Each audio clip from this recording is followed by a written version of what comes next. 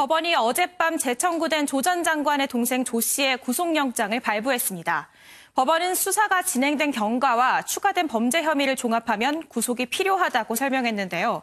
건강 문제 등을 이유로 한 차례 구속을 면했던 조 씨는 어제도 목에 깁스를 하고 휠체어를 탄 채 법원에 출석했습니다.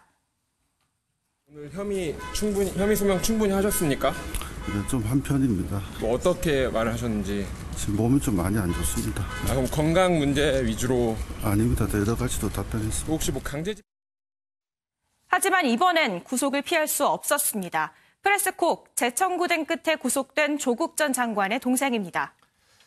한 차례 영장이 기각되면서 큰 논란이 됐었죠. 두 번째 영장 청구에서는 영장실질심사 재판부가 부장판사가 검찰의 손을 좀 들어줬습니다. 유호정 기자, 결정적인 이유는 뭡니까? 네, 검찰은 지난 8일 첫 번째 영장이 기각됐을 때 바로 납득할 수 없다며 영장 재청구 방침을 곧바로 밝혔는데요. 그 이후 3주가 넘게 보강 수사를 하며 혐의를 추가해서 재청구했는데 이번에 전략이 들어맞았습니다.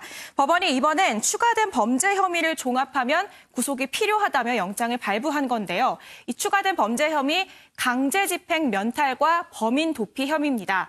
검찰은 조 씨가 채권의 강제집행을 피하기 위해 전처와 위장 이혼을 했고 또 채용비리 수사가 시작되자 브로커에게 돈을 주고 해외 도피를 지시했다고 의심하고 있습니다. 앞서 이 법원은 배임과 비해임 수재 등의 혐의에 대해서는 이제 혐의가 소명됐거나 일부 인정한다 이런 취지로 기각을 했는데 이 추가적인 혐의가 추가가 되면서 이번 판단에서는 구속영장을 발부하는 쪽으로 결론을 지었습니다. 지난번 명재건 판사의 영장 기각 사유 가운데 이유 중 하나는 건강 문제였는데 그 부분은 신종렬 판사는 좀 다르게 본 모양이죠? 네, 그렇습니다. 계속해서 이 꾀병이냐 아니냐 이 부분에 대한 말이 참 많았습니다. 이 조 씨 측 지인까지 언론에 나와 건강이 나쁘다는 점을 강조했던 만큼 검찰도 객관적으로 점검하겠다는 입장이었는데요. 어제 심사에서 검찰은 진료 기록 등을 통해 조 씨가 수감 생활을 견디기 어려운 정도는 아니라는 점을 재판부에 설명을 했습니다. 하지만 조 씨 측은 상태가 악화될 경우 수술이 필요하다는 진단서를 제출하며 이에 맞선 것으로 알려졌는데요. 어제는 판사도 직접 이 조 씨에게 건강 문제에 대해서 신문을 하면서 이 부분을 확인한 것으로 전해졌는데 결국은 이 수감 생활이 가능하다고 판단을 했습니다. 예.